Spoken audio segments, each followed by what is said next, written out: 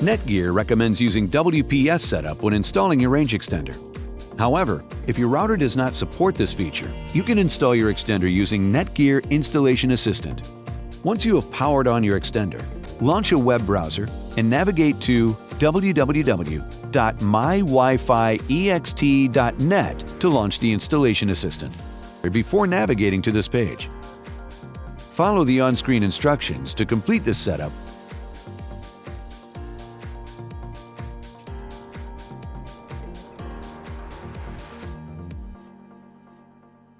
Your AC Wi-Fi range extender is now set up and ready to go.